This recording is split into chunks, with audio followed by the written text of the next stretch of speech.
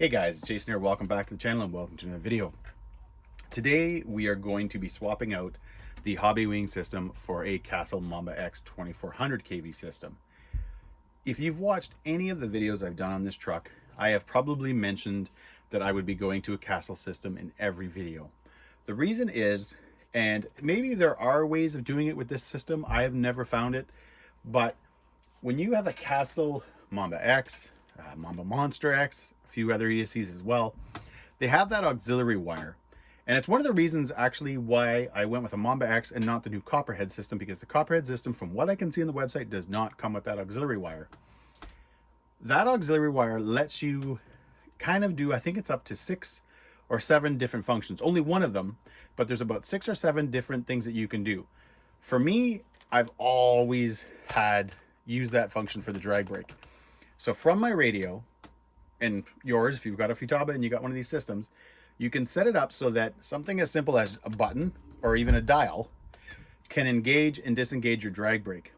What I like about that is if I head out someplace and there's a lot of rock crawling and there's a lot of, slow type driving I'm going to be doing, and I want to drag brake, quickly hit a button, boom, you got full drag brake, do what you need to do. If all of a sudden you're out on that trail and you come across another area where it's a little bit more wide open, maybe there's some jumps and stuff like that, all of a sudden you're able to hit the button, zero drag brake, and then you can start ripping around. You guys know that if you were running this thing with full drag brake and hey, there's a jump and you go to hit it, as soon as you let off the throttle, your drag brake's going to go boom and engage, and you're going ass over tea kettle. So that's something you obviously don't want. So being able to control your drag brake on the fly is awesome. I've had it with a Ryft that I built, I had it with a bomber that I built, and I always like those functions. So what we're going to do in this video is remove the hobby wing system, install the Mamba X and the 2400 kV system, as well as we're going to be going a lot lower on the pinion. So right now I've got the stock pinion, which I think is 17 tooth in this truck. I'm going to look, I think I have maybe like a 13 and a 14 kicking around. So I'm going to go as low as I can. I feel with the 2400 that I will still have lots of speed. So if I've built this truck, or trying to build this truck now, guys, around being a rock crawler type thing. But if I get out and I still want to have that more high speed fun, running the 2400 kV, even with a 13 tooth pinion, I should still be good. I don't know, but we're going to find out. So again, what we're going to start with now, guys, is getting the stock system, getting the hobby wing system out and getting that Castle system put in.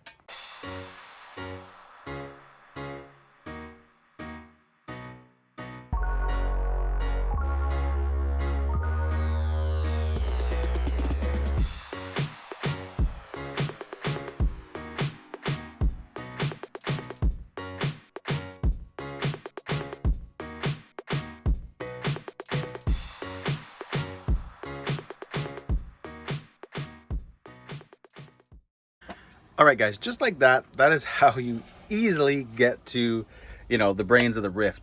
Basically, you have 2 screws. You can take them off wherever on the sway bar. I just removed them from the bottom. You remove the 4 shocks. There's 4 screws along here, 4 screws on the other side. And then you got to remember that there's 2 screws that come in from the top of the cage. Right there. I had to actually cut my Velcro. I forgot that I'd covered those up. So we are now at the point where we can remove the motor, remove the ESC, and get the Castle system installed. I am, guys, super excited about this because I know what I want this truck to be, and unfortunately the hobby wing system was just not cutting it. But anyways, let's get to removing this system. Then we'll unbox the Castle system, solder up the connector, and get it installed.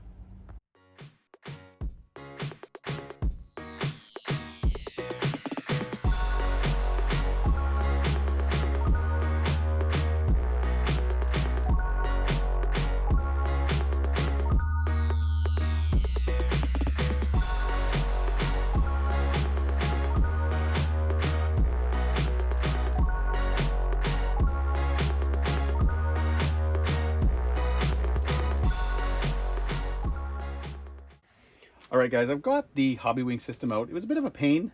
I don't know what I was thinking. I thought I was going to be able to just loosen the motor and pull it out, but it hits basically on this mount right here. So I had to kind of loosen the whole center transmission so that I could kind of angle it a bit and then get the motor out. What we're going to do, clean this up, and then we'll get into the 2400. We'll unbox it. We'll kind of compare, because I actually forget right now the sizes of it, how it compares to the 2200. But we're going to get that installed, change the pinion, and then we'll do, unfortunately it is pouring rain outside right now. I'm going to bring you guys so you can see. This summer has literally been either pouring rain or beautiful weather. It's either full-on sun or just horrible rain and cold. It's weird, but anyways, let's get to it.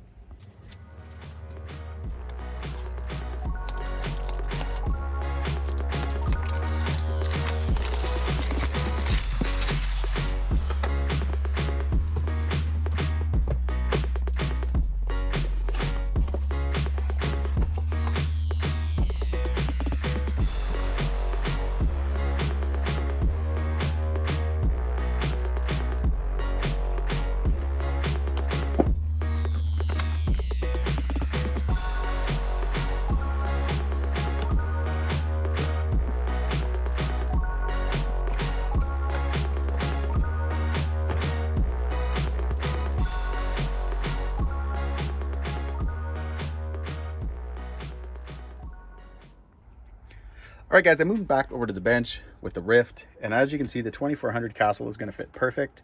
One thing, holy moly, those are some long leads. What I'm going to do, and I'm going to do it, guys, off camera, because I feel like you guys have been watching time-lapse footage for a little bit too long. I'm going to trim these down, solder up my IC5. A buddy of mine, Joe, printed me this beautiful pink Mamba X case. He told me that he was trying some different, I don't know if it's filaments or whatever it's called. I'm pretty sure he was trying to tell me that the pink was stronger. I'm pretty sure, Joe, if you're watching, you just wanted to get some pink on my Ryft. But either way, I appreciate it because this thing fits like a glove. It's funny, I've got it screwed in there right now, and then I was like, okay, I'm going to take this out because, again, I got to do my IC5s and stuff, and it doesn't even want to move, and there's no double-sided tape or Velcro or anything holding it on right now. Obviously, I'm going to put a little bit at the bottom, but this thing definitely is right to size, so that's good to go. But anyways, like I mentioned, I'm going to do some stuff, guys, off camera, and when you come back, I'll have some more done. All right, guys, I just wanted to give you guys kind of an update. Instead of skipping right through to the end like I usually do, I went ahead and installed a 14-tooth pinion. I did have a 13, and when I had the center transmission sitting in here and I was trying to align, like, you know, with your holes to get the 13-tooth pinion in, it just, I don't know, I always kind of felt like it was, you know, tilting up a little bit, like it wasn't sitting true, like the motor wasn't sitting true like the way it should. I went with the 14 and everything just seemed to go together perfect. So I decided just to stick with the 14-tooth and avoid any issues with running the 13-tooth. Maybe it's something I was doing wrong, but again, and also it could be the size of the motor, the length of the motor, maybe if I would have gone here and dremeled a little bit. But either way, 14-tooth is going in, which is obviously a huge difference over the 17. What I'm going to do, though, is I'm going to keep working, guys. I've got everything soldered up now. I did reduce, obviously, the wires, the length of the wires. I got my IC5 connector soldered onto the Mamba X, so we're just going to keep going. All right, guys, before I move on, I just wanted to bring something quickly to your attention. If you rewind back about 15 seconds, oh my God, I just showed my age. You'll see that the pinion was reversed. This part right here was sitting out here. And as soon as I went to put the cover on, just the size of this right here kept the cover from going on. So I switched, obviously, guys, I reversed the pinion, and the length itself is fine, or at least it seems and it looks fine. So that's just why this is back here. So if you are doing this and you, again, watch that part of the video and you think, okay, I'll put the pinion in this way. Nope, make sure it goes in this way.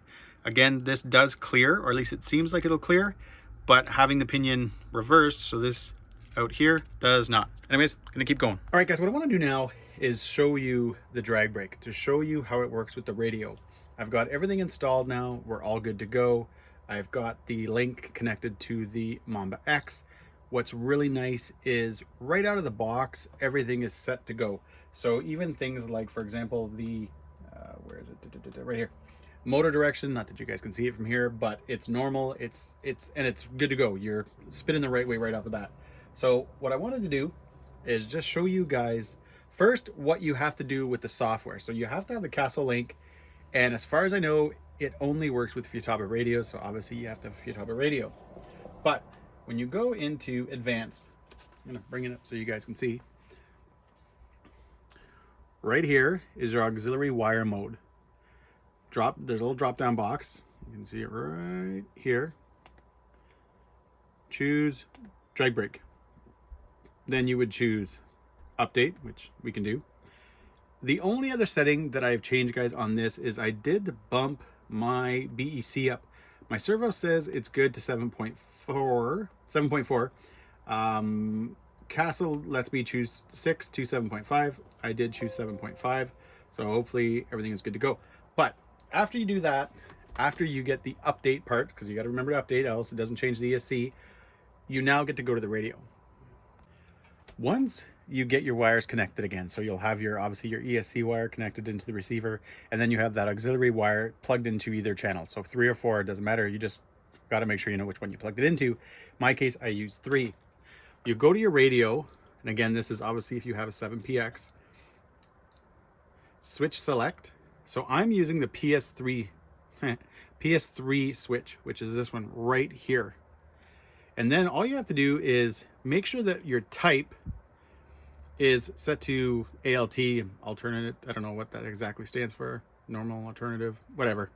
Because if you don't do that, what happens is when you actually hit the button, it's more like kind of like a, instead of it being a switch where it's like on, off, you're kind of have to hold it so it would be on. So something like, let's say the dig function on a Capra or an SAX-T3, whatever, that would be kind of neat, because basically you could be driving, kind of throw your thumb up, hit this, hold it, do whatever you need to do, release it, and you'd be good. However, we want to be able to hit a button, turn on drag brake, and be good to go. So now what we're going to do, we've got the battery, all that stuff connected. We're going to fire it up. So right now, no drag brake. We're good to go. So now we're wherever we are, we're at a hill, we're ripping around, we're having fun, we found a jump, we're bashing it, we're having a good time. All of a sudden, hey, I see something I want to climb. I need the drag brake. Hit that. Full drag brake. Oh, I'm done. Go back. I'm making a huge deal out of that, and what's funny is nobody else seems to. I have friends who are hardcore crawlers, hardcore trail guys, and when I talk about that, they really could care less. I think some of it has to do with the fact that not everybody runs aftermarket radios. So a lot of people will run, you know, a stock radio, sometimes even the cheapest radios they can find. I've never been that guy. I've always liked radios. To me, it's the only thing you actually get to touch. So when you're out there and you're bashing, you're ripping, you're doing whatever you're doing, this is the only thing that you actually get to touch. Your car is ripping around. This is at least in your hand. I think it's a fantastic function, especially on vehicles like this. If you had something that is a dedicated rock crawler and that's it, I could see where having the ability to turn on and off the drag brake is probably not a big deal. But for a vehicle that I am trying my best to be rock crawler / some trail kind of adventure rig, this is the ultimate thing in the world, because again, I can go out, rip around, bash around, jump, have all that kind of stuff.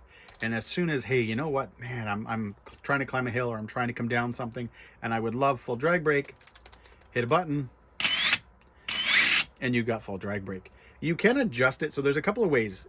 Right now, guys, I probably should have showed you this. In the Castle Link software, you can adjust your drag brake. You can also adjust what kind of switch you want. So I could have actually had done it to a dial where I could, you know, sort of adjust how much drag brake I want. But just for my own experience and in the past, I've never been that way. I've either been on or off. So that's why I have this set up the way I do. I hope some of you guys found this interesting. Again, every time I talk to people about this, people just don't seem interested. Yet for me, this was an absolute, like right from the beginning when I was buying this as a kit, I was buying the Castle system so that I could have that function. And it's, again, only because, and I've mentioned this in prior videos, that I got the low C5 and I ended up having to kind of disperse money all over the place, is the only reason I didn't have this right away. However, we've got it installed now. I've got my pretty pink ESC case, which, by the way, I don't even know if this is pushed down all the way. It is in here so snug that it's not going anywhere. But what I'm going to do now, and actually I just noticed I haven't even connected the sensor wire yet. What I'm going to do now, though, is connect the sensor wire and then finish putting, guys, this thing back together, because I'm definitely excited to get out, give this thing a run. In this video, I'm probably just going to show you guys some running with it. So I'll show you, you know, climbing, heck, my cupboards, and then what happens when you obviously engage full drag brake. But anyways, I want to get this thing back together. I've got the truck back together, and this is usually the part where I say, oh my God, that looks so good, I can't wait. Well, you can't really see much of, there's not really much of a change besides from the ESC poking through there. Instead of the Hobby Wing, now you've got the Mamba X. But I've got everything back together. Everything is good. I've got my Gens Ace Adventure Series 2S 5000 in there. I did quickly have the 3S in there. So I've got a couple of the Adventure Series 4300s. Actually, I can show you guys. Those guys right there. But on 3S, I just kind of had it going across my floor. On 3S, it was still super powerful with having that size of motor, having that 2400 kV motor in there. It was still just, in my opinion, guys, for doing, you know, climbing, crawling with a bit of zoom, I did find the 3S to be a little bit too powerful. So what I'm going to do now, though, guys, is I'm just going to go outside. It kind of stopped raining for now. And all I'm going to do is just bring you guys outside and just kind of give you guys a quick little demo. I know you guys know what a drag brake is, but for a few of you that don't, if you're new to the hobby, I'm going to show you guys exactly how a drag brake works. But at the same time, I'm also going to show you guys it on the fly. All right, guys, so we're in my backyard. We're on my deck. Not really the ideal place to do this demonstration, but imagine right now you're out on a trail, you've got a vehicle, and you do not have the drag brake enabled. So you come to something like this and you think, okay, I'm going to slowly climb down. Unless you fight with your brake, that's exactly what's going to happen. Now what I want to do is show you guys what happens when you're on the trail. Turn on your drag brake.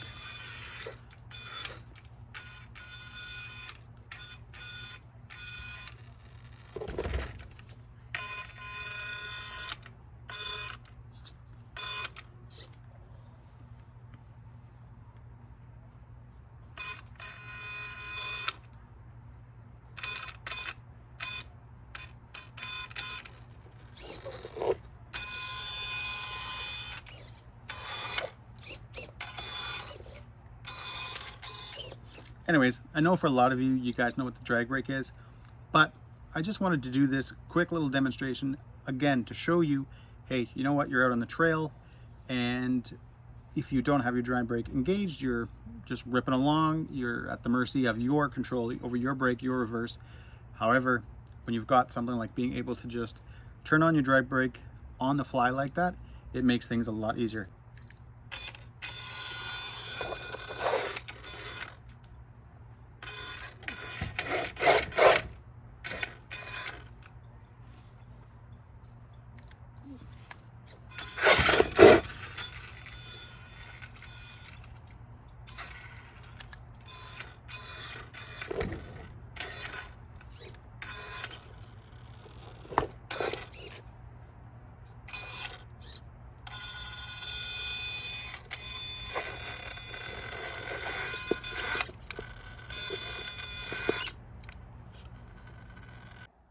All right, guys, what you saw there at the end was just kind of doing a bit of a off drag brake, on drag brake. Actually, it was on drag brake, off drag brake. Just kind of showing you guys what you can do with it, because obviously your control is a lot better with the drag brake on. But at the same time, when you, especially with running it at 100%, if you're going for like a blip of throttle or something like that, it just, you know, you go from that blip of throttle to hardcore brake right away isn't always the greatest thing. So what I was kind of showing there was just drag brake on, kind of climbing up the step. I turned off the drag brake, and then I was able to just, you know, give it a blip of throttle. It jumped up, but yet still didn't fully engage that drag brake or engage the drag brake at all. So it just made things a little bit, you know, kind of softer on the drivetrain and all that stuff. But anyways, guys, there you have it. this is something I've wanted to do for a while, and I just got the system this week, so I wanted to get it in. Hopefully in the next little bit it'll be nicer weather. I was actually considering going out, and then again I look at the clouds and it looks like there's another storm coming back. So what we're gonna do in this video now, guys, is call it quits. There is no pictures because, again, I would literally just be, that would be the only thing that's really changed, and the motor that you really can't see. But anyways, guys, as always, thanks for watching. If you enjoyed this video, give me a big thumbs up, please subscribe, and have a great day.